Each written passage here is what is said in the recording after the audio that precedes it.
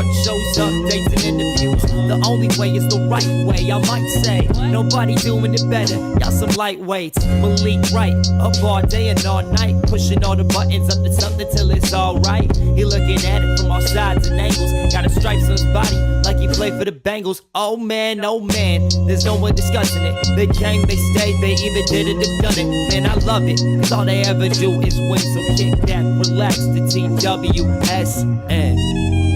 Shout out Young Swish.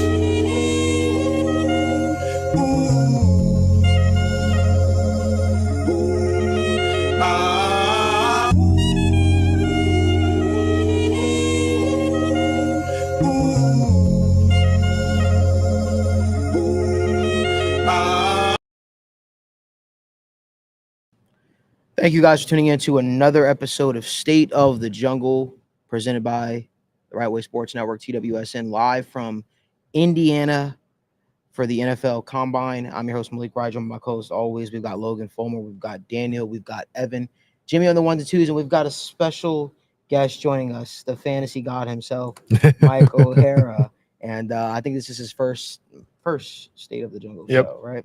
A lot of stuff to get into, but before we do, make sure you guys do us a favor, give this video a like, subscribe to the YouTube channel, turn on post notifications so you guys don't miss when we go live or when we upload content from the TWSN studios or NFL Combine. That all being said, boys, this has been an interesting week so far. Duke Tobin made some comments. He seemed very pissed off, very fiery regarding how the Bengals finished the season. He seemed a little ticked off. I love the way he started the press conference where he pretty much got all the BS stuff out of the way to start. And then he instantly started to go into talk about, what the expectations were for the Bengals this past season and what the expectations are going to be going forward. I want to get you guys' thoughts. Obviously, you saw the comments. You saw the whole, we want to keep T. Higgins. We value Mike Gesicki. We think that T. Higgins is a franchise player. We're not in the business of getting other teams better. We're in the business of getting our team better. Something interesting that he said that stuck out to me, though, was we're not interested in paying the same amount for the same team that we had, a higher amount, for the same exact team that we had last year, alluding to the fact that he realizes the Bengals got to get better. Yep. Alluding to the fact that he realizes the product that they put on the football field last year, while it might have been good, it wasn't good enough. Yeah. So that all being said, I kind of want to get you guys' thoughts overall on the Duke Tobin comments. Let's assess them. Let's really break it down. I never thought that I would have a show when I would say, let's break down Duke Tobin's comments. Because usually when the guy speaks, he usually doesn't have much to say. But he was very fired up, very animated to a degree. And I'm going to start with Logan. I think for me, it's a little refreshing to see because, like Malik said, usually we do hear from him. It's not, this higher energy, higher emotion. Just, you can kind of see the emotion from him. And I think that was very refreshing to see because, again, that is a very rare thing for him. For the most part, he said all the right things. He addressed all the right things. He's very smart getting it out of the way early and then being, able to progress with what he actually wanted to talk about and what he wanted to discuss.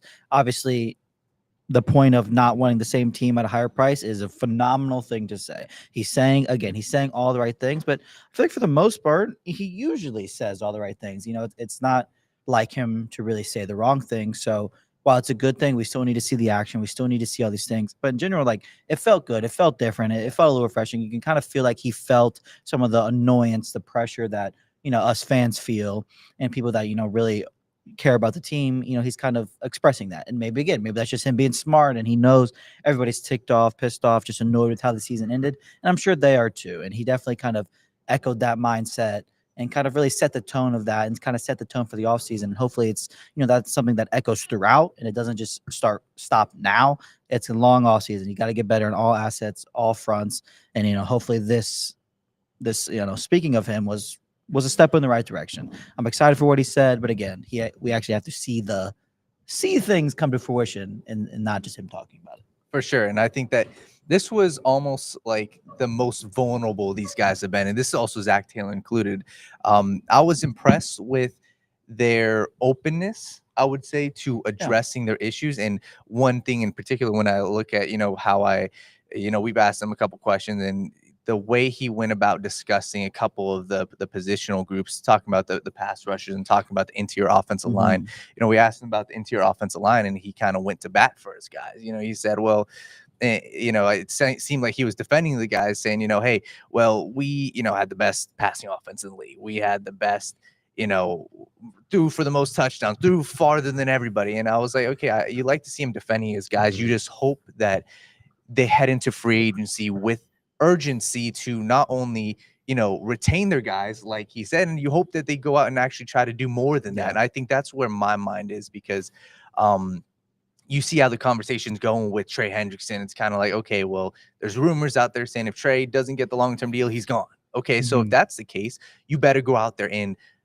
double, you know, your additions at the edge rusher position. So I think they said all the right things. And same thing when you look at how we talked with Zach Taylor. Zach was kind of, you know, pretty much mum on everything and shared the same sentiment, saying, you know, we're frustrated with the season and we're looking at this season. It's got to be different this upcoming season. And I think that how they address even one of your questions, I'm sure you're going to get to, but how you talked about the running back position, Duke Tobin was pretty open, saying we're going to look to add, you know, another running back because Chase Brown should not be getting 100% of the workload. So overall, I was very impressed, and we just got to see how they go out in free agency, and they better be aggressive, and hopefully they go out there and re-sign T. Higgins.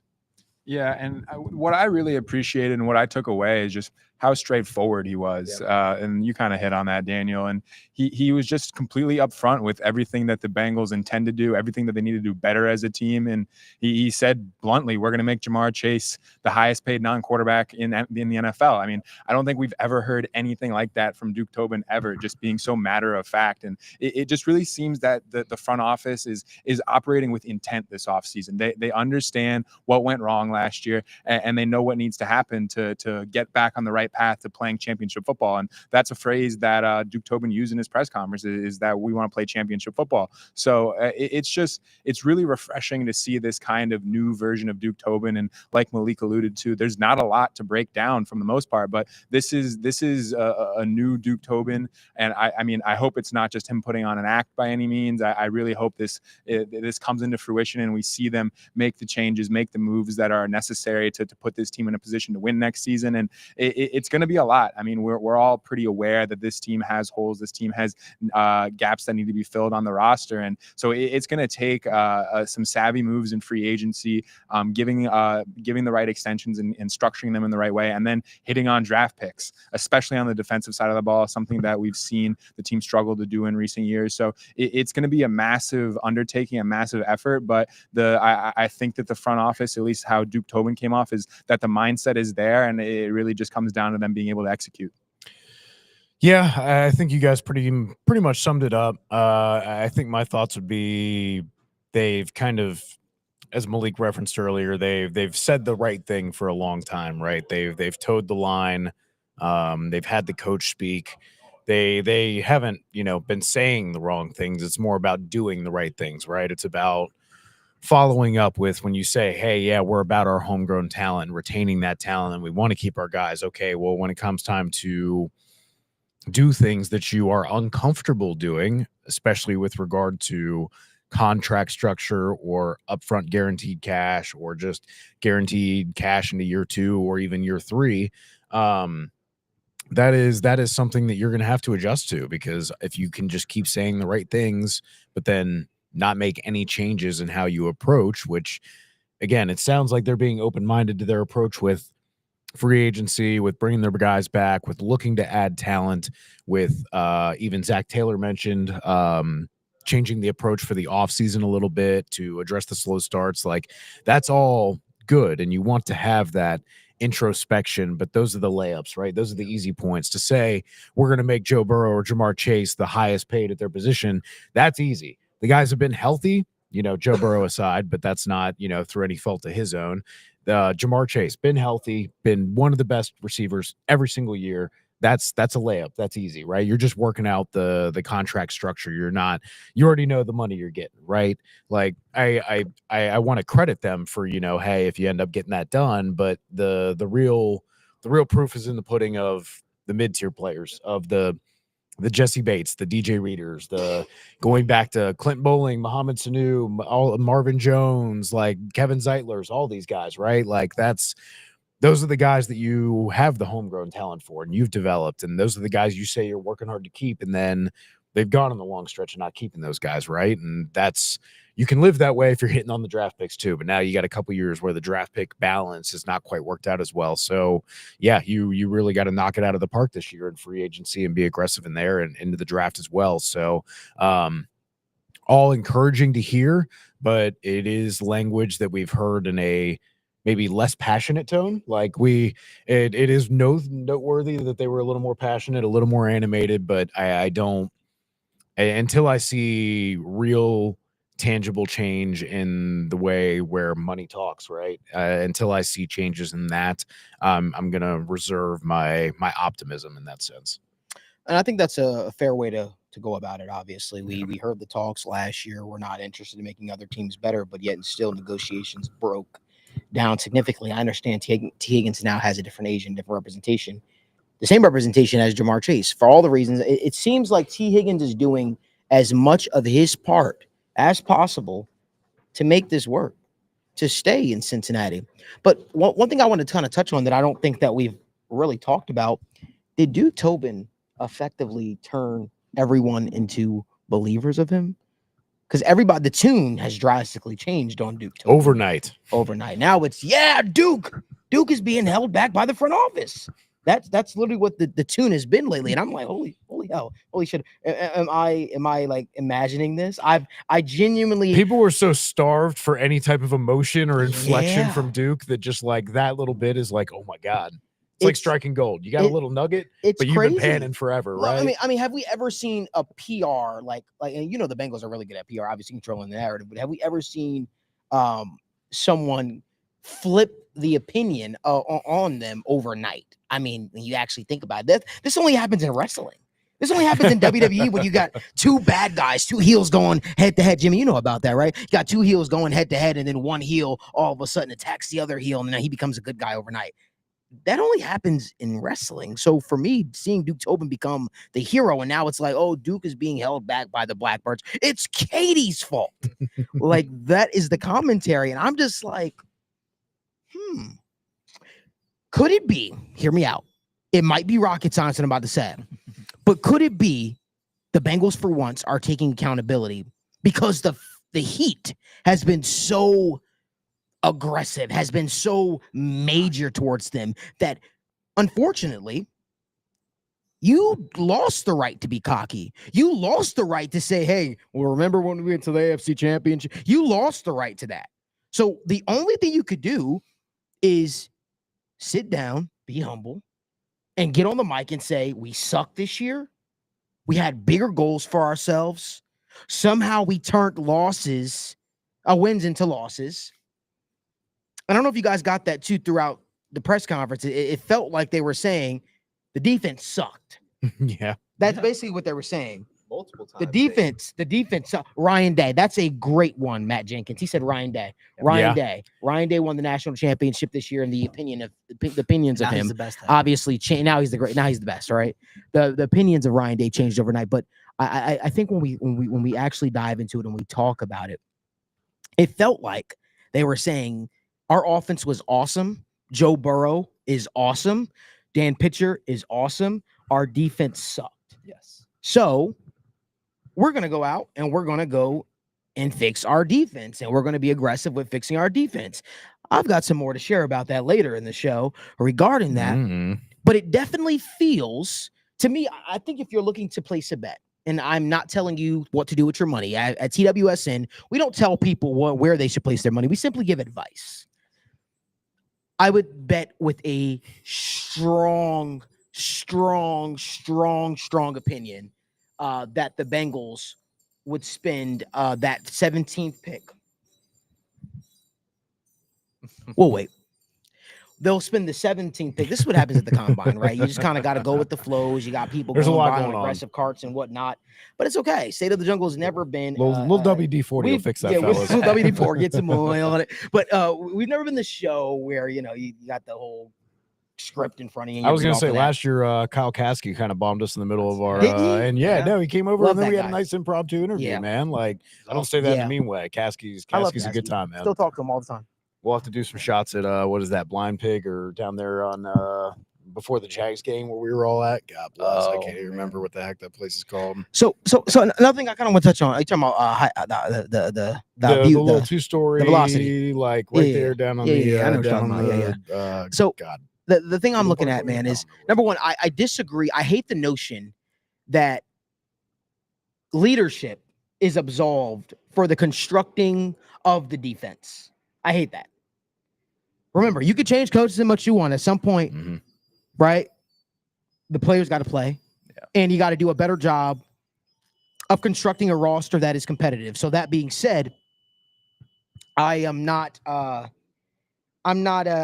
huge fan of sort of how the direction of the conversation has turned, because now guess what? Now you're putting pressure on yourself. Now you're saying we want to get a deal done with Trey Hendrickson. We want to get a deal done with Jamar Chase. We want to get a deal done with T. Higgins. Okay, so are you going to get a deal done? Because you have the cap space.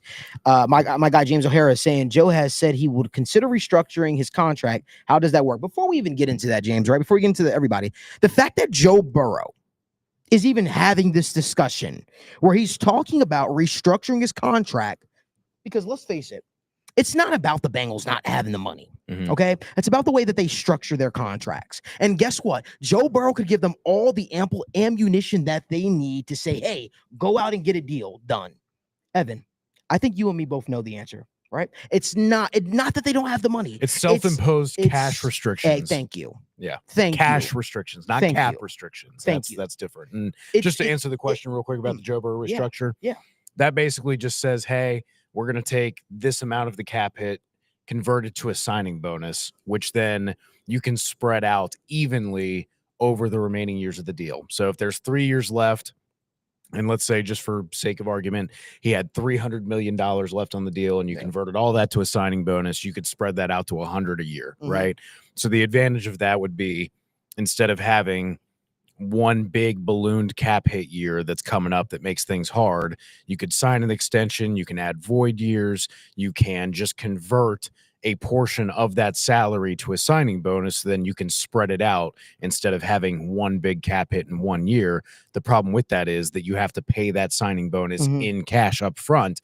So then that is a kind of full sum cash guaranteed given to the player, but for accounting purposes, it can be spread out over years. So it is, again, one of those differences in the cash is paid out, but for cap purposes, it spreads out over a couple years. And before we even we dive deep already into it, so not even before at this point, the fact of the matter is, it's just the way that they construct their contracts, right? They just don't guarantee money beyond year one. They don't want to guarantee significant money, and part of that is to protect their asses. And that's where you have these dilemma where Trey Hendrickson, right, who's playing great out of his mind, he had a great last 2 seasons, but this season in particular led the league in sacks. But that's where you get the hiccups at. Well, then that's why you can cut Sheldon Rankins and Trey Waynes, though, right? Is because you can move off those, but then you piss off your good players, you piss off your good players, but then even in the meantime in discussing that, the part I'm trying to make of why Joe Burrow, quote unquote, saying he'll take a pay cut, and why it's insignificant, is because of how they structure their contracts. They, no matter, even if he were to do that, they still would not guarantee money past the first year until they show us that, hey, we're willing to do it. Right. Well, that's the thing, that's the issue. All the money in the world doesn't matter until you change how you structure these contracts. Because if you have teams giving you the same offer, but like you said, the Bengals are saying, hey, we'll give you guaranteed in year one. Guaranteed money is all that matters, because even so often, I talk about this with the A.J. Brown contract. Yeah, your average annual value is $30 million a year, $32 million a year, but you ain't seeing that $58 million cap hit in your 4th or 5th year of that contract. And so that's not real money to you. You'll get cut. That's why Tyreek Hill on a contract was looking for a deal. That's why Jalen Ramsey off a deal was looking for that. That's why Trey Hendrickson, oh, you're under contract. Well, yeah, but none of that is guaranteed. So at any moment you get injured, we don't like you, we think otherwise, we say goodbye. We say sayonara. And I think the issue here is we're going down a rabbit hole, so I apologize. This show is going off the hinges, but we often go off the hinges. So if you're a very structured person. I apologize in advance. It's like when they scream and they scramble and they say, hey, you know what? We want to fix the guard spot. I have got a bright idea. We don't believe in paying top money for guards. We're right? drafting them early. So what we're going to do is we're going to get, what'd you say? We're drafting them early. We're drafting them early. So what we're going to do is we're going to go out there and we're going to get an upgrade. Now, an upgrade is very An upgrade is very it fluctuates because what actually it's ambiguous. What is an upgrade? What actually is an upgrade? Yeah. And it's like, okay, we can go out and get a guy that sucked this year who had terrible PFF scores, right?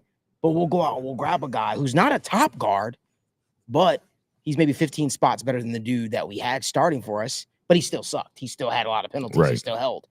That's their idea of an upgrade. And for me, it feels like the Bengals have had a lot of lateral moves on the offensive line recently.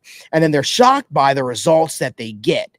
A lot of that could also be said. It's similar when it comes to the defensive side of the ball.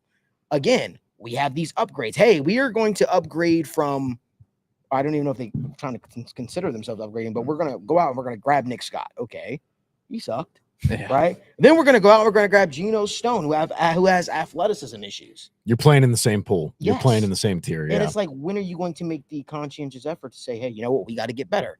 We got to do more. I know I just went completely off the rails with that, but it's a conversation for me when we're talking about Duke Tobin being fired up. I feel like we can't address him, quote unquote, being fired up while also, absolving him of blame and how the roster got to this point. So for me, yes, it was great to see the de facto GM show some emotion. It was great to see him say, you know what? We weren't good enough this year. Those were all great things to say. However, I also think the one thing I would have liked to hear him say is we didn't do our job to put together the best, football team we possibly could on the defensive side of the ball. I think that's something that, because Mike asked him a very good question regarding getting a secondary edge rusher opposite of Trey Hendrickson, someone who can actually rush the passer. And we like the guys we have, Joseph Asai really made a lot of good plays. Okay, bro, stop. Okay, stop. Because the results, we've been talking about potential with Joseph Asai for years now. Yeah. He is what he is. For whatever reason, maybe he'll go to some other team and wind up having a fantastic career. Maybe that'll happen. But for whatever reason in Cincinnati, as a starter in that role, it hasn't worked out. Yeah. And I think part of it, and my gripe with Cincinnati, has always been holding on to guys far too long and constantly wishing. This isn't wicked, right? You're not wishing for a spell and instantly a guy's going to become an elite pass rusher. If it hasn't happened, come on, it's there. This is the season. And then it just never happens and we're shocked. And every year we try to say, we believe in the guys that we have. I'm be real with you. The likelihood that Joseph Asai is back in the Bengals in a Bengals uniform is very, very slim. He's signed to Dave Mulgeta, right? He's signed to Dave Mulgeta, Athletes First. He did put together a more productive season where I think he had, what did he have? How many sacks? 5.5, something like that. So he'll probably be able to go out there and get money somewhere else. Maybe it is time for him to try greener pastures. But for me, when I look at it, I say, you know what?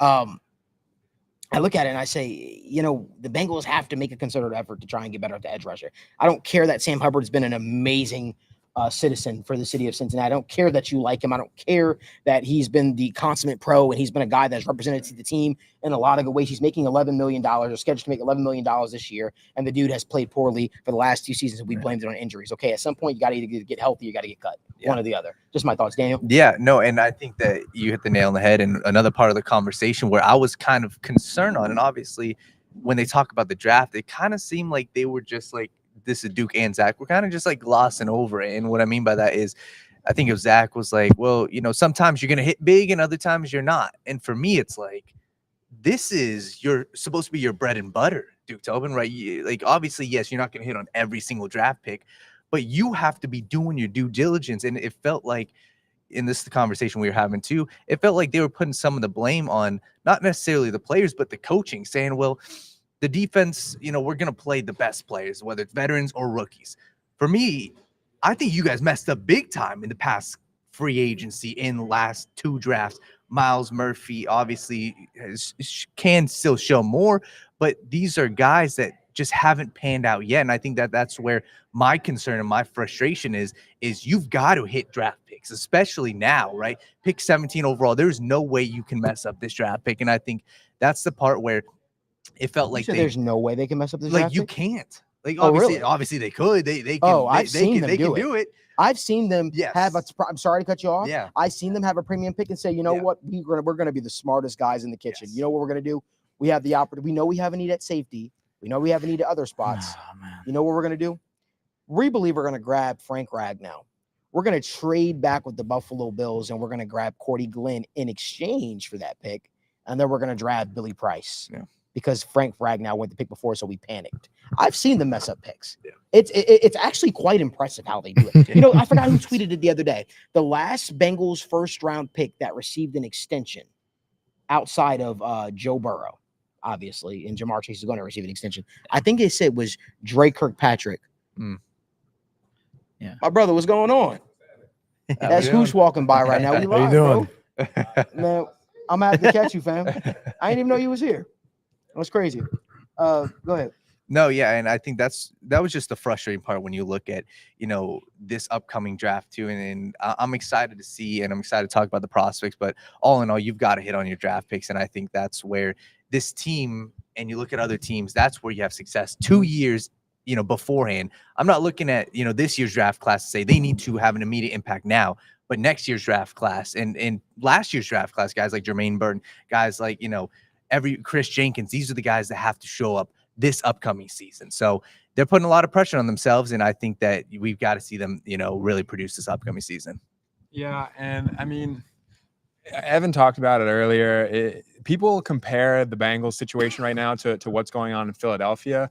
But at the moment, it's apples and oranges. Just with It's bonkers what they do, it's, man. like obviously, like in the sense that they pay players a lot of money, several players big money. But like you mentioned, the way that the Bengals structure deals, it's just not really the same situation whatsoever. So going back to what Daniel said, it's just puts you in a situation where you absolutely do have to hit on the draft picks. And I think that we're all in agreement, and the vast majority of the fan base is in agreement that really does have to come on the defensive side of the ball. I think that's where we're all kind of in agreement that that's where they should probably go at number 17. But do we want to change course? No, we gonna stay on it as long as we got to. I appreciate you, Mike, but we gonna stay on this because I feel like, again, I don't feel like Duke has been grilled enough. And in my honest opinion, that's the reason why I'm spending a little bit of time on it. But no, you brought a good point. Defensive line is ideally the spot the Bengals should go, but there have been rumblings of people saying, "Hey, could the Bengals go tight end at 17? Could the Bengals go?" I've even seen some people say running back to a degree at 17. You know, I've seen a lot of positions flirted with, but that's just my thoughts, my 2 cents. But let's keep the conversation rolling. But before we do, if you guys could do us a favor, give this video a like, subscribe to the channel, turn on post notifications so you guys don't miss when we go live. Or Why would you even speak that into content. the way my soul I would leave didn't. this earth? Hey, Dear listen, God. I didn't. Oh, I would. Don't put that evil on me. It ain't my fault. How high is this? Do you think that's? I mean, you need to relax. You hit on a late round running back, and then you go grab one in the first round. The 17 overall running back. Yeah, that would really seal my fate. Exactly how Evan builds his teams. Oh Yep. my God. Running backs are Running back 1, 2, and 3. We'll figure the rest out later. So I want to jump on over to you know, the latest regarding obviously T. Higgins, Trey Hendrickson, Jamar Chase. You know, there was an interesting report from Tony Pauline who came out basically saying that, you know, the Bengals and Trey Hendrickson obviously aren't in the same ballpark right now, right? Trey's maintained that he wants to be a Bengal, and a big part of it is, hey, you know, it's about security, and that goes back to the way they structure these contracts, you know, so on and so forth. So I think the thing for me is, you know, the conversation has started to shift a little bit. If they can't do a deal with Trey, what does a trade look like? Because obviously Trey would want this to be handled much before free agency, and obviously before the draft. If you ask me, though, I feel like it points to defensive end, right? Even more so if you're even flirting with the idea. This is the week where everything happens, though. yeah. This is where the conversations start. This is where, you know, you get the Luka Doncic trade for Anthony Davis and all that good stuff, the weirdness that happens in the NFL. All those conversations start to happen in Indy. So I want to get everybody's thoughts so far on, I guess we could tackle it from the Trey Hendrickson thing, because I feel like that's the most, I feel like the T. Higgins one is pretty pressing, but you have the franchise tag right there, so it's not that much. But I feel like the Trey Hendrickson thing is probably the most time sensitive. Logan, you've kind of been quiet for a little bit. I want to get your thoughts on it. Yeah, I mean, with the whole Trey thing in general, obviously, if a deal wouldn't be reached, I mean, it's just almost a common knowledge thing just to trade him. I'm not saying that's what's going to happen. That's what should happen. But if you have a guy that's not going to sign, that's not going to play on his deal, go get something for him. You know, the Bengals aren't in a position to kind of wait around and see what he wants to do and see if he's going to hold out, see if he'd play. Like, the Bengals can't afford to do that, because the longer they push that down the road, the more issues that are going to come to fruition, which is exactly what Malik said. Even Trey wants to get it done quick. Everybody, you know, involved has kind of stated that they want to get things done quickly. So the longer things drag out, the worse it looks, and the more frustrated people are going to get. And then the trade rumblings are going to start to coming out again, just like they are now. But again, if it came to the point where you have to trade him, that's just kind of what it is. Like, I'm not saying that's like, again, what they should do, but that's just, the Bengals need picks, they need players, they need cheap, affordable players. And if it's going to come as a result of that, in the absolute worst case scenario, that's just what it's going to be. You know, the longer this goes, it feels like it's trending that way. Respectfully. Yeah, I agree completely. So can we do something we haven't done on Lord, on State of the Jungle yet? Lord, what's that? I was not planning for this either, but what could you get back? What does that look man? It's tough. You know, it's always. Is it though? I mean, I think so, because I mean, he's getting up 30. there. He's 30. But the thing is, like, you're gonna have to pay him. So you're trading for the right to pay him, which is always going to be Always iffy, a bad idea. which is not the best spot. It's going to depend who you're trading with and what they have to work. If you're looking at a team like Washington, you know, Washington's, they're looking at it. They're looking to kind of, they got the money. They can do things like that. They kind of just came off of a really crazy run that nobody really expected to. Maybe they feel like their 29th pick is something that they can throw around with. Would you get 29 for Trey? Maybe. Like, probably not, but like, maybe Would I accept it? no, Hell yeah. no, I would too. But I'm saying, like, just from Washington's front. But then, like, so then you're looking at the younger, the not so good teams that I'm kidding. want somebody to bolster that unit, that you're getting a top end of the second round pick. You know, that's kind of that range you're looking at. And then you're there. I mean, there's still, I mean, like the Bears have 39 and 41, I believe. Maybe that's an avenue you could explore. And it just kind of depends on who you're working with. I think something in the second round is where the conversation would obviously probably Bengals start. hang up. How And- red? but, How like, red yes. is that Madden trade interest bar when you put Trey Hendrickson at 30 years old with 1 year left on his deal that he doesn't even want to play on right now because he needs a new contract? Like, You get the deal done with the guy, right? he's extremely talented, but here's the thing that always comes up with trading for the right to sign a guy, right? When you look at Jamal Adams, resets the safety market by like $4 million a year almost, right? Out of nowhere, because they traded 2 first-round picks for him, and now the agent and the player have you over a barrel because you've given up tangible resources and assets for the right to negotiate. Well, now, in the court of public opinion, you're going to be a fucking moron if suddenly we say, no, you're yanking us around in negotiations. You're playing around. Now the whole public's against you automatically, and you look incompetent, right? So there's a lot of negatives that can come from that. Whereas if you really think that Trey Hendrickson's going to be so good that you would want to trade for him and give him a 2 or 3 year extension because you think he's going to be good into his 33, 34 year season or 34-year-old season, even as a part-time pass rusher, wait 1 year and then sign him in free agency. Yeah. If you really think the Bengals aren't going to extend him, you can trade for the right and give up a second, a third, a first-round pick, whatever you have to do, whatever that is based on the conversation. But just wait 1 year and you don't have to give up that tangible asset because you, by trading for him, think he's going to not fall off a cliff, right? Mhm. So if you have that faith in him being a player, you just wait that 1 year. I feel like that's always the smarter way to go about it Mhm. because otherwise you end up trading and then overpaying. Yeah. And it's just it rarely works out well. Because most times, like in free agency, the good players are retained. If a guy's looking to move and a team doesn't want to pay him, there's reasons for that. And then overpaying for that question mark can get you in a lot of trouble. DJ USA comments. He says, "What? Myles Garrett is going to be 30, and no one is crying about that." That guy has literally don't been know. an Yeah. alien for literally, what, 10 straight years? 9 straight years?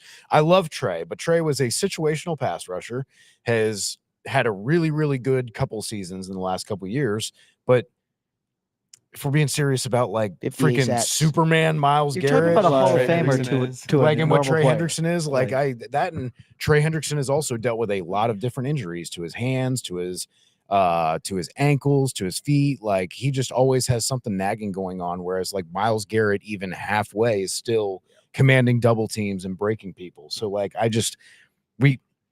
we can appreciate the greatness of other players while also not comparing them to like a decades long like best Yeah. player at the position. Like, that's It's fun that Trey Hendrickson can compete with Miles Garrett in the sack total department, Right, but like, let's like- not pretend that they're the same player. Miles Garrett turning 30 is a lot different than just like from a physicality and just like what he brings to the Look table at him. athletically. Exactly. Yeah. You just have to look at a picture of each of the like guys. Stefan Diggs has had like Yeah. top 5-ish receiver seasons, but I'm not saying he's like Larry Fitzgerald tier. Like, we can differentiate the greatness of like one of the best receivers for 10 years or one of the best edge rushers for 10 years versus the guy who's been one of the best edge rushers in the league for 3 or 4 seasons, right? Yeah. On a full-time basis.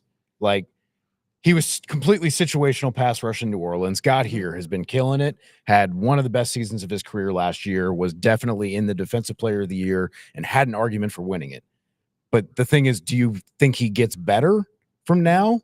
Because this is a depreciating asset. Like, Father Time is undefeated. I do think that the longevity of Trey Hendrickson is the fact that he wasn't a limited set with New Orleans, right? So Yeah. I feel like, but hear me out though. I do think when you look at it, when you actually turn on the film and you watch his game, I do think that he is, from a true pass rush specialist, I genuinely believe he is like top 3 in the Oh, league. he's a killer. Actually, watching his pass rush moves, I think he has a deep bag Mhm. when it comes to pass rush moves, and I feel like a lot of these other guys, they win with power rush, the bull rush. Trey Hendrickson is a pass rush specialist, and I think that's something that this league is always. Always. I I mean, Justin Houston was still doing his spin move just Yeah. a year or two ago for the Yeah. yeah, and he's still killing it. So like, that's not to say that like Trey's not going to be that great, but Yeah. you can't put that guy in 2 years out there on rundowns constantly unless it's Yeah. pure pass, because then Let- he becomes more situational. Let me say this: Trey Hendrickson, in my opinion, is an elite pass rusher, Mhm. but he is a good edge rusher. It's a difference. Yeah, absolutely. He's a fine edge rusher. Setting the edge, he's fine at that. It's also Sometimes one of his those tackles- spots though Yeah. where as soon as your athleticism starts going away, now he can win with strength and he has great Mm-hmm. technique, which is why I think he can still be Yeah. that AHD's impact thing. pass Yeah. rusher at an older time, but like, it just wears you down, man, where Yeah. you can't keep playing 900 snaps every single season. Yeah. Like, it'll get you, man. Like, it's tough, man. But I do want to correct something, because you brought up the situational pass rusher rule we're here at the combine. Something that even I have erroneously kind of talked about before was running backs and other positions, as you brought up there, of like, oh, you had a lighter load, maybe you have more longevity. That's something I've talked about with running backs a lot, getting 300 touch seasons and everything, and you see the breakdown after that. But there's been a lot of data studies recently coming out in the last year or so that I've just kind of found myself that have looked at previous workload and if it's a predictor of future breaking down or lack of production, and there's really not a strong correlation between those. So that's something I have to do in this draft process of scouting, and a little bit of just like, hey, that's something to consider, where normally we would be like, hey, you got 800 touches in college and this guy got 200. He's probably going to be fresher and might have a longer career. Well, the data apparently does not support that. So learn something new. Yeah, for sure. And one last thing on the Trey Hendrickson, I think what the issue is I don't feel like the value that other teams see will meet what the Bengals want. I personally think, Always the like case. Von Miller, for example, he got traded from Denver to LA. He got traded for a second and a third. I think that's what other teams would value Trey as. And I think that that's kind of the price that a team like Washington, I think, would totally be willing to pay. They're 61 and a third round. Is that what the Bengals would want? And that's where I feel like is the discrepancy. Because I don't think that if you look at these teams at the back end of the first round, I just don't know if, like I said, if Washington would be willing to give up 29 for a 30-year-old and you have to re-sign him. That's the thing. It's 1 year on the deal, guys. If he Yeah. had a 3-year deal and it was in place, different. like, yeah, first round pick, I Yeah. hear you. But like, Well, I want to touch on Daniel's Yeah. point, though. I mean, you know, the Bengals, I don't know if they've ever had a sack leader in Cincinnati. I don't know if we've ever had a sack leader in Cincinnati. If we have, I'll have to do the research on that. That being said, you've got to be batshit crazy if you think Mike Brown, I'm sorry, Katie, I'm sorry, Duke, are going to pick up a phone call and say, yeah, we'll take a second and third for Trey. Now, I think that's a fair offer. Yes. They have routinely overvalued their players. They overvalued AJ Green on his last leg, basically in Cincinnati. They've overvalued players every step of the way. The only reason why Joe Mixon even got traded was because they already signed Zach Moss, and they said, hey, we're going to cut him. The Texans popped in and said, hey, we value the guy. We'll give him an extension, trade him to us, and we'll give you a pick. Yeah. They did that. What you are saying, and I feel it's been so long since we've said this on State of the Jungle. Yeah.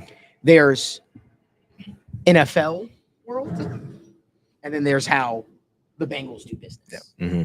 Drastically different, worlds apart, not even in the same conversation. And that's the part that we're hoping this front office gets to, because it's okay to move off of guys early. It's okay to move off of guys a lot sooner, right? It's okay to extend guys early. I saw someone ask the other day on Twitter, not some group of people, hey, what do you think we can get for Sam Hubbard? Whole lot of nothing. Maybe a football. Case of Skyline Chili. Maybe. I said that guy has virtually no value in the league. It's not like that. Like not trying to be a guy like the dick. He's a great guy. Met him. He's awesome. Nice guy. Yeah, no, Sam's great. Like his Cincinnati kid has done a lot, but like it's what is a purely run defending defensive end worth in today's modern NFL when he can. The conversation was, let's not act like Sam Hubbard wasn't like the best run defender in the league for the last 3 years ago. Like, yeah, I'm like, that's great, guys. We can appreciate the entirety of the career while being realistic about what they are now. Like that's we've got to be able to divorce the span of someone's career from what we're talking about when we're projecting the team going forward, guys. Like you said, we can appreciate all of the things that these guys have done for us in, 3, 4, 5, 6 years as a Bengal, what they did for the community. We can respect that body of work, but also be realistic when projecting and analyzing going forward, because otherwise we're not doing our job well. I agree. Let's move the conversation on over to T. Higgins and even to Jamar Chase. Anybody got a difference of opinions, or anybody came to light recently with in terms of what the thought process might be regarding the futures of T. Higgins being signed here long term, or Jamar Chase getting his extension here? I would say the only thing that was kind of interesting was what Duke said, and he's like, what other team has ever signed a wide receiver, with 2 years left on the rookie contract? And I was like, so it shows that his plan and their plan all along, or at least what Duke was saying, was, hey, never to do it last year, which was interesting because he made a point to say, like, name me another receiver that's done it with 2 years left on the contract. And I was like, okay, so it seems like that's going to get done this offseason. And I think that's one of the things where that has got to get done. I think the only thing on T. Higgins is really, what is the difference of the number, right? Is T. Higgins asking for something outlandish? Is he asking for $30 million? What do the Bengals, what are they willing to give? I think a fair, I'm just projecting here, I think I would get 28 to 26. I think that's what I feel, but I don't know if you guys have a different opinion. And one thing I'll say is Pork Chop, I see you. He says, you guys need to get different microphones or quit moving them around. Pork Chop, this happens every year that we're at the combine. You have people running around on ATVs and in different carts and whatnot. It's not us. We're in a mobile studio we here. We literally have one of the top mics on the like one of the top mics and that you can purchase. It's not us. It's where we are. It's the location. It happens every year. But I will be back in our studio next week. So with T. Higgins, man, I was saying before when we were talking about the contract that he was not going to, and did not, as much as I love T, deserve to be in that top 3 tier with like Jamar Chase and with Justin Jefferson. Like you've been a wide receiver 1. You haven't been the wide receiver 1, so to speak, right? You've been a top 10 receiver, but you haven't been the top 5 wide receiver, right? I think that's fair to say, and that's not besmirching T. Higgins at all. But I do think that lands you square in that Terry McLaurin, DJ Moore, $24 million a year last year, which with everything kind of going up, let's say 10% for inflation, for cap going up, everything else, you end up at that 26, 28. I think that's fine. I think when you start talking about like 30 plus, like, that's where it's man, like you're not one of the top 3 receivers. Like, yes, you can do it financially. Yes, you want to bring back T. Higgins. And I mean, you can afford to do it, but eventually there's got to be some realistic where it's like, hey, if we give you the 26, 28, maybe we up the cash. Maybe we give you the guarantees a little bit more. It's tough with the injuries to say if they'd want to do that. They would definitely, they've done it with Joe Burrow. They'll probably do it with Jamar. They'll probably have to. But if they do it with T. Higgins just to try and assure up the cap, I mean, that's the problem, though, is they have cap. I don't know. It really depends what they value because each player is different. Older guys like Trey might want the security, the upfront cash, and say, hey, I don't need $28 million per year against the cap. I just want the cash. Versus T. Higgins might be like, nah, I want mine, and I want to be rated as one of the best receivers. That matters more to me. I'm young, and you're probably not going to cut me. So I feel more confident that you're going to keep me around, and I see the end of that contract. It'll be interesting to see. 100%. We don't want to besmirch him. I mean, yeah, don't besmirch. Don't besmirch his good name. Besmirch the IT. Amen. Let your light shine, T.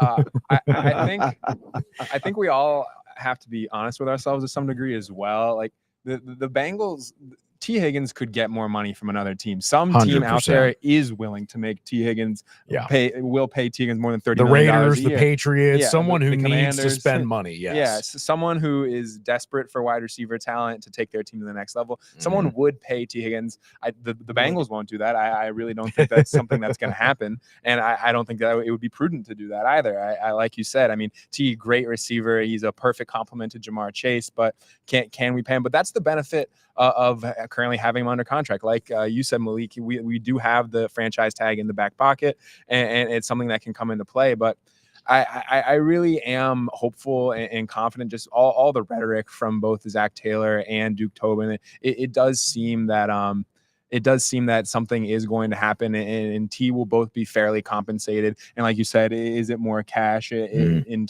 as opposed to the just the simple average annual value of the contract? So we'll see what they're able to work out. But personally, I'm confident, and I like we talked about earlier, like. Is it weird to have so much confidence in the front office overnight?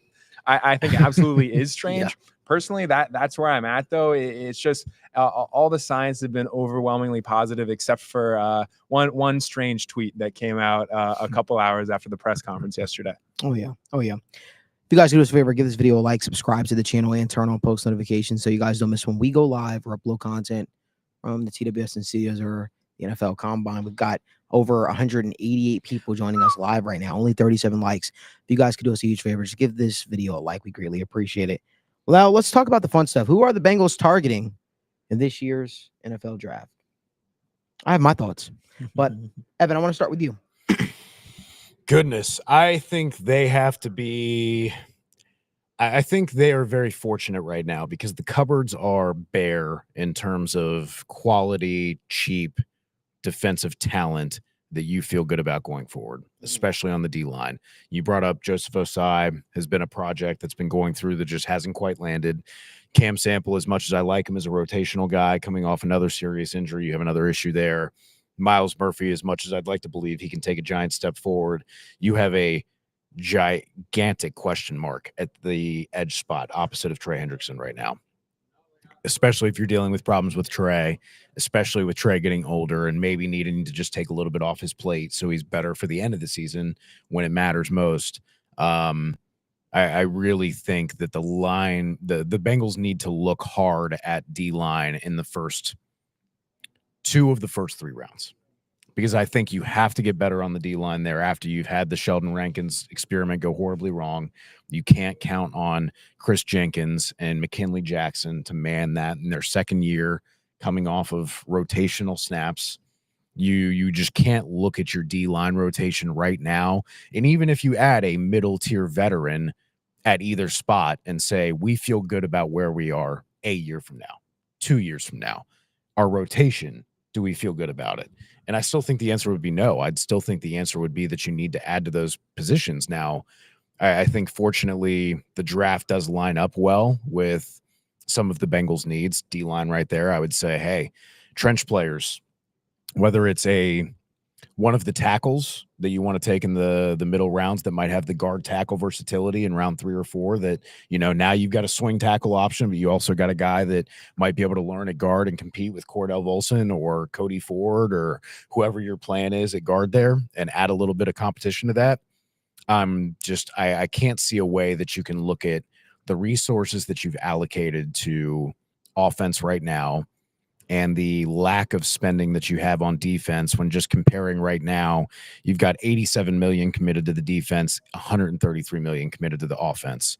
That is a extremely large disparity that I expect them to take care of with some veterans, but some resources definitely need to be poured back into the defense now, as you've kind of suffered a lot of attrition on that side of the ball, with Von Bell cycling out when he was playing well, Jesse Bates cycling out, Mike Hilton is probably going to be moving on, Jermaine Pratt's going to be moving on. So now you're losing a lot of veteran leadership. You're losing a lot of talented players. You've got a lot of different things going on with your communication in your secondary. Your rotation is very kind of ambiguous right now as you're trying to figure out what role do you all fit best and where do you go. And now Dax is coming off an injury, and now DJ Turner's. There's just so many question marks on the defense. I don't know how you don't look at this draft and all this talent and go, we really need to dedicate some resources there. I think I could see the logic behind, hey, pick a guy like a Tyler Booker in round one and just there's the offensive line fixed right there. It's cheap. You don't have to worry about it. And then you can spring out anybody else, mid-tier veteran at the other spot, right? Or Cody Ford at the other spot. But just the D-line talent, man, I really think they need to look hard at going at that early. But I think it's important. The last thought is that you're not looking at these project players. Mhm. Yeah. No. I think you need to be looking at the guys. And I've said this, where you need talent right now and you don't want to draft really hard for need. But I think the guys, like looking at last year's draft, like a Dwayne Carter, like a Fisk, who are older defensive linemen, but have a more proven, polished game that will translate to NFL readiness and be able to give you NFL production. I think maybe those guys who, hey, if there's a guard who, oh, you don't feel good about his knee issue, well, okay, 3-4 years down the line, that might be a problem if you're talking about a second contract, but you don't value guard anyway. Yeah. You're not going to sign him to a second contract if he's good anyway. So what does that matter to you in the evaluation? If he's going to be good for 2-3 years, pick him in round 3, a round higher than anyone else will with the medicals. And hey, then you do what the Lions did with Christian Mahogany, and he comes in the playoffs or he fills in for you, and suddenly you look like a genius. And 3-4 years down the road, maybe the knee gives out, but you're adjusting for what you need right now. So I don't see them valuing guard high enough to go in the first round. That makes me think it has to be D-line, has to be if one of the super talented guys falls in their lap and they fall in love with a tight end. But it's a good tight end class too. Yes, so there's just so many mid-round guys you could get there and later round guys that I don't think you need to reach on any of those folks. So that's why I always just come back to, hey, edge, D-tackle, those are the spots that are just staring me right in the face. Maybe one of those hybrid linebacker edge guys, if Al Golden can get them to break away from their tendencies. But until they break their tendencies, I'm going to continue to project the Bengals draft as being in line with what they've done the last 15, 20 years. Yeah, I think thankfully you said a lot of things about it. I said a lot. I'm sorry. It was pretty perfect. I think you hit on a lot of things, but I don't want to say it's like nice to know that like the Bengals can kind of do whatever round one, and there'll still be plenty of options with what they don't do round one throughout the rest of the draft. Obviously, you don't know how the draft is going to play out ever. That's why it's so fun. That's why it's so exciting. That's why everybody looks at it for so long. But at the end of the day, I do expect it to be on the defensive line. There's so much talent there. So there's top end talent there. There's deep talent there. You can take a guy early. You can still take a guy late. You can take a 3-tech early, take a nose tackle late. You can take, a wide 9 edge rusher, a stand up outside line. There's just so many different ways that you can go to improving this defense. And, it's just like we talked about earlier, the comments Duke made and everything was just signaling how bad this defense was. And thankfully, this is this draft class gets a lot of slack for just being kind of bad. A lot of people act like it is, but it's a very good defensive class. It's a very deep defensive class. There's a ton of defensive talent top to bottom, and thankfully the Bengals need defensive talent top to bottom. There's not many positions that are, definitely shored up for the future. So they can kind of go wherever they want to go. I still expect it to be D-line early, but they can start taking a linebacker in the second round. They can take a safety in the second round. They can kind of just mix and match and do whatever because there are players at every position, top to bottom, that will make this team better, that fit what this team wants to do, that fits what Al Golden wants to do. I don't want to say it's easy to fix defense, but it's very easy to add better talent to the defense, just strictly through the draft. That's not even talking about free agency. This defensive draft class is very fun. It's very deep, and it's something the Bengals really should be taking advantage of this week. The thing that sticks out to me is really just the need on the defensive line. So kind of something that you brought up, Evan, the fact that they're planning to rely on multiple young pieces in the secondary who are coming off season-ending injuries. Like that's the clear plan going into the next season. So, I mean, obviously everyone knows the best way to help out a secondary is with a quality pass rush. And then the other thing that really stood out to me is I asked Zach Taylor yesterday, I said, do you believe that the secondary pass rusher alongside Trey Hendrickson is on this roster? He gave the coach speak, like, we love the guys we have in the building, but he didn't name a name. I think he understands, and what the fans understand. Like you can love Miles Murphy as much as you want. You name some of the other guys on the interior, but it's pretty clear and pretty blatantly obvious that secondary guy isn't on this team. It's something that needs to be addressed. It's something that's likely going to happen through the draft, and I think it just plays into generally what this team needs. Kind of going back to the stuff helping out the secondary.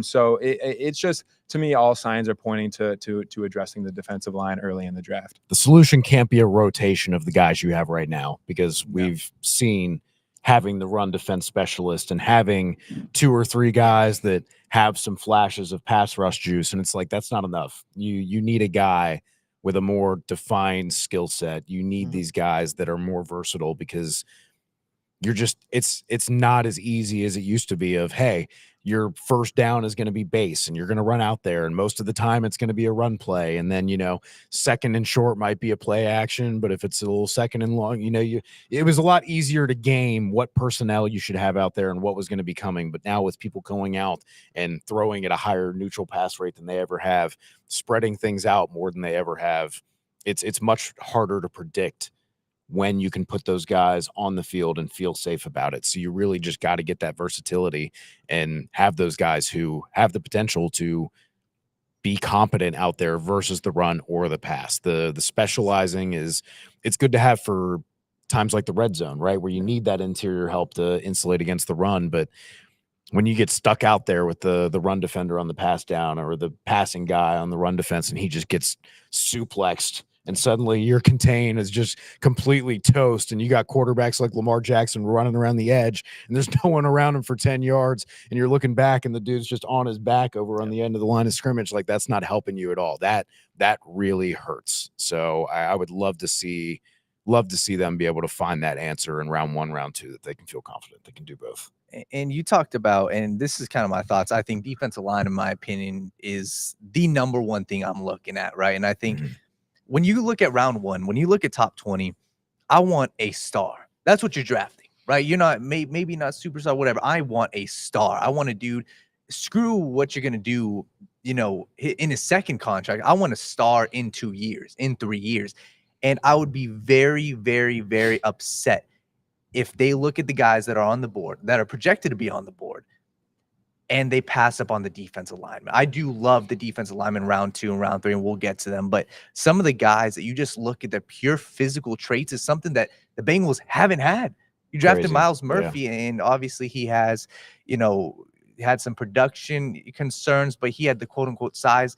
But let me just list off some names, and we'll talk about these guys. But Mike Green, obviously, the dude is a superstar. James Pierce, same thing, athletic beast. Walter Nolan, one of the strongest guys in the class. Kenneth Grant, absolute behemoth of a defensive tackle. And then Shamar Stewart and Nick Scorton. These are guys, all 6 of those guys I feel like could be on the board. And I would be very, very, very concerned if they looked at those guys on the board and said, oh, well, we need athleticism on defensive line. We're going to wait till round 2. And I think that that's a recipe for failure. So that's kind of, my early thoughts when I just look at the board. And even when we look at, who was discussed and talked, with the Cincinnati Bengals. And obviously I see people on social media saying, well, they meet with everybody. Well, Zach Taylor and Duke outright said in the press conference, well, we know who we want to talk to. And when we talk to them in our, at the combine, we've got a good feeling of what if we already like them. So guys like Jalen Walker, they didn't talk to. It kind of gives me a sense Jack Sawyer, they didn't talk to. And those are guys, Princely, Yaman Yellen, these are all guys that are kind of projected late first, early second. And it makes me believe that they're going to target one of these high-end defensive linemen. On that note, before we kind of move off of that subject, I want to ask you guys and ask our fans a question. Last season, So free agency happens, right? Sheldon Rankins gets signed. There's still hope on the horizon. BJ Hill's on the team. We were saying Jared Verse, Yes. Byron Maxwell. These guys were top options for the pick. Guess who's not here anymore? BJ Hill or Sheldon Rankins. Did anyone else in the back end of that rotation show you something to where you feel confident is them starting or taking on 500, 600, 700 snaps this season? No. I would say no.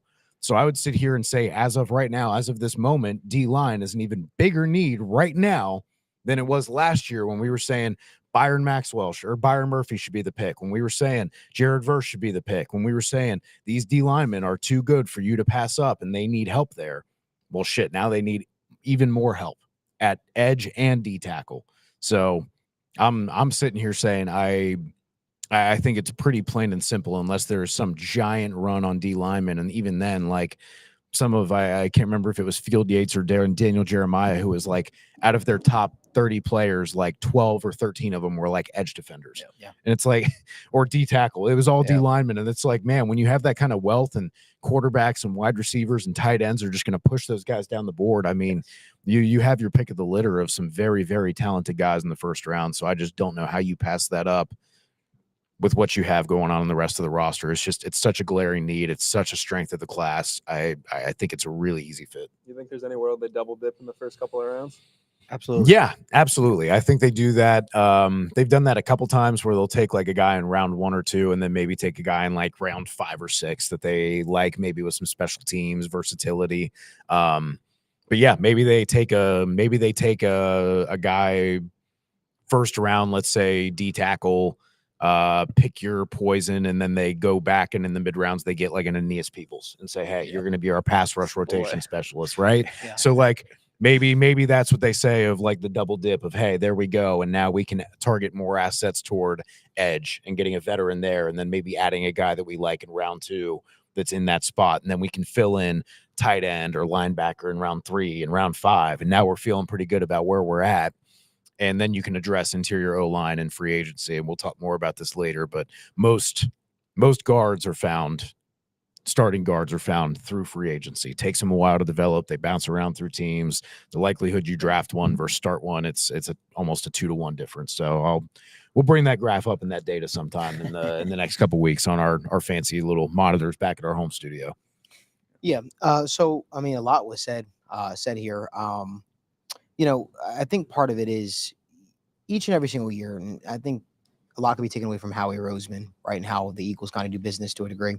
They're constantly looking for ways to get better. Not just the Eagles, because they're easy to pinpoint because they just won a championship. Yeah. The Ravens do it as well. Teams that want to compete for a championship are constantly looking for endless ways to get better, over and over and over again, trying to look for ways to get better. That's what teams do, right? You don't rest on your laurels. You don't just say, hey, we made it to the playoffs, we can just run it back with the same team. And that's sort of the mistake the Bengals made. Let the really, really elite players that they had walk out the building, and they're paying for it, right? And you can't go back and you can't redo what's been done in the past, but you can learn from your mistakes. Mhm. That being said, I have a very, very strong sense from conversations and people that I've talked to. I feel like the Bengals, without a doubt, are actually planning to figure out the interior of the offensive line position in free agency. I think that they are going to try to add a veteran defensive tackle in free agency.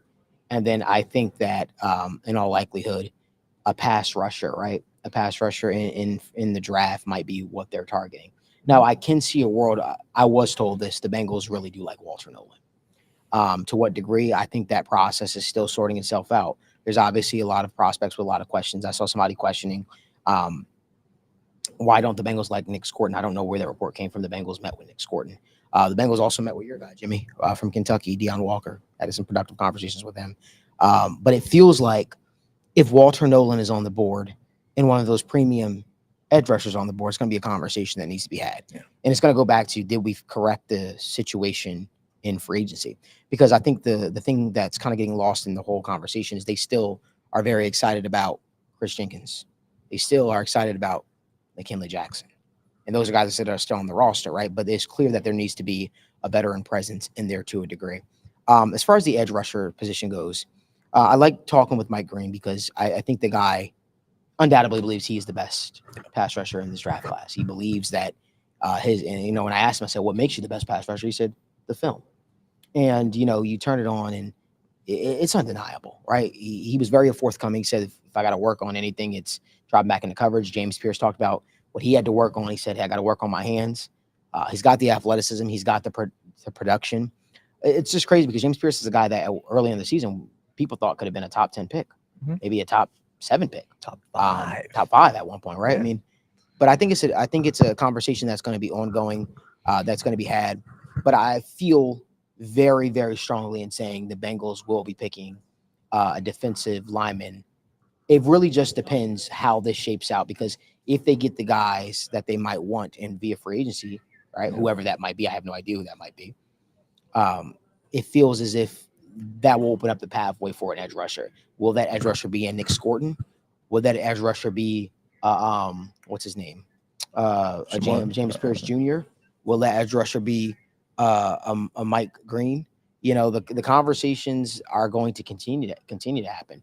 But I also want to remind people, free agency is the first stop. What the Bengals do in free agency will tell us a lot about them. In talking with a lot of people are very excited about Al Golden. And we've kind of heard people talk about this already, but they said a lot of guys just always feels like he's prepared. They never felt like going into a game, they didn't know what their assignment was. He's over communicated, if that means anything. And when I look at it, I say, the Bengals are gonna have to go into this draft with clear intent. And it feels like everybody that they have met with so far, to Daniel's point that he alluded to earlier, it has been with clear intent. Nothing has just been, hey, let's just meet with guys because it's just the thing to do, so to speak. They haven't met with certain players that I thought they may have met with already. Those weren't the case, right? That wasn't the case. They didn't go out there and waste Jack Sawyer's time or waste a couple other people's time. But I was told very strongly the Bengals like Walter Nolan. And the last time I was told that was about the player, defensive tackle that got drafted by the Seattle Seahawks last year, Murphy. Byron Murphy, right? Coming out of Texas. And I told y'all when the following week after the combine, I said, I believe it's going to come down to defensive tackle and offensive tackle. The Bengals like the two defensive tackles. Obviously, Jerzon had the foot issue. Then Byron Murphy got picked right before the Bengals pick. I said, if they don't pick them, they're going to draft offensive tackle. I think that this is a meeting of the minds. It's going to come down to defensive tackle, interior, or defensive end. My bet is defensive end right now. Yeah. I always give a prediction at the combine week. My bet is going to be a defensive end. But I think if Walter Nolan is on the board, conversations will be had. And you talked about Mike Green, and even Jihad Campbell is another guy that is kind of a unique blend. When I'm talking about, do the Bengals deviate from their traditional preferences, height, weight, length? Those are the kind of guys I'm talking about, right? Because usually we're going to have a pass rusher on the edge. We want them to be, 6'5", 6'6" from the SEC or the Big Ten with long arms, and he's going to play the edge, thinking Carlos Dunlap, right? And there's a lot of very talented pass rushers that do not fit that billing. And a lot of the proven ones, right? A lot of the unproven ones, the maybe let's call them like Miles Murphy pluses of the world. Maybe just a little bit better prospect, but still the same things of just frame, measurables, all that, and not production. Do they deviate from that with Al Golden? And he says, hey, a guy like a Jihad Campbell who, he's a linebacker in name. He was a defensive end, edge, outside linebacker who got moved to off-ball linebacker and has only been playing off-ball linebacker for 2 years now. And he's got crazy movement skills and good versatility. And I don't want to invoke the Micah Parsons comparisons, but similar to that of a guy who can be a very talented pass rusher and also play a little bit of off-ball linebacker and give you that value as a pass rusher. Is that someone that they would value, that they would draft, because an Al Golden would encourage them to break from their tendencies from what they've done? So that's definitely something I'm very curious about. Again, I can hope that a Mike Green or that a Jihad Campbell would be on their board at least, but I believe it when I see it, and I'm gonna have to see it first. Right, and I'm right there with you, which is why you didn't really hear me specify Mike Green. But what I will say, and somebody had a great point that they brought up. They said, "Do I think that character concerns with Burton might scare them off from other guys this year?" I'll be honest with you, that's a fear of mine. Yeah, that is a legit fear of mine that I have, and it's a question that I wanted to ask Duke, but things got too. And I remember I said today, I looked at Daniel Mike. I was like, that's the one question I wanted to ask. Well, it wasn't even Duke at that point. It was Zach. I wanted to ask Zach, with your culture being as in place as you have said it, it has been in years past, with the situations that may have risen up through last year without trying to single out a specific player, would that scare you off essentially from drafting a player that might have character concerns? Do you feel strongly enough about your culture that you can get an elite talent or a player with tremendous upside and put them into your culture and they'd be able to thrive, grow, and learn? And I didn't get that. I didn't get a chance to ask that, but it's a question of mine because the Bengals have been a team in the past that if they get burnt by stuff, they kind of stay away from it. And let me just stay on the Burton standpoint. The Bengals, the overall theme that I've gotten so far, the Bengals still are very hopeful about Jermaine Burton. They still believe that he could become something in this league for them, and they're hoping, but he's going to have to earn it this year. He's really going to have to put in the work and answer the call. That all being said, I still think that Jermaine Burton could be a very good pro in this league. I just think there's a lot of maturing that needs to take place, and I think that there needs to be a collective group around him to help make sure they do everything in their power to make sure that they're putting him in the best position to be successful. But at the end of the day, he's like Duke Tobin said, he's got to want it for himself. There has been rumblings of character concerns for guys like Mike Green. Mm-hmm. Walter Nolan came up, right? Why did they transfer? And anytime a guy transfers, that's the first thing that comes up is, well, why did that guy transfer? Why did that guy not work out? And for me, sometimes guys just don't jive with the 18 and 19-year-olds don't always make the right choices. Like we are in the day of NIL too. Like there's so many things that are, that go into why a player did not stay with, a said team for as long as they, for their entire college tenure. That's completely fine, right? That doesn't always mean red flag character concerns. Although, when Mike Green was asked about the character concerns today, he was kind of very dismissive of it almost. It felt like he was very oh, well, it was just reported. It was anonymous. It was a story from a secondary source and whatever else. But very nonchalant, very push it off. Yeah. And he said he was never asked about it. He said no team has asked him about it. That was interesting to me. But, I was talking to a buddy of mine who said, even if he gets on the podium and he lies, who cares? It's the one time he's going to be grilled about it in front of the media at the combine. Even if it comes out a week later from now that he lied. Okay. He made it through the hardest process, right? At the combine, got grilled, didn't tell the truth, whatever. We will never know the truthfulness when it comes to that. This is the kind of stuff you wait until the week or two before the draft, because medicals have to get sussed out, and then people have to do their own evaluations, and then also the character concerns.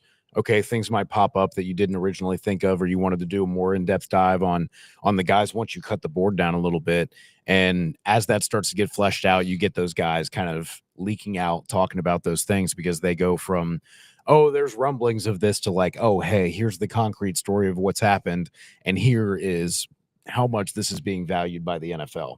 You get that from the insiders. You get that from the guys who flesh this out, who have FBI contacts and stuff looking into this, right? Who have connections to these programs, talking to the guys who are working with them. So these are things that I try not to read too much into right now. It's definitely something to acknowledge, but how much do we value things? How much does it change what's on the board? It's unfortunately something that we may not know until the week before the draft. And even then, I remember the reporting of the day of the draft said that Jermaine Burton and Tavondre Sweat might fall as round 4, round 5, and off boards entirely. And then Tavondre goes in the second round and Jermaine Burton goes in the third. And so it only takes one team, but we do start to kind of get a better understanding of where the temperature of the water is for these guys a little bit closer to draft time as we get more facts.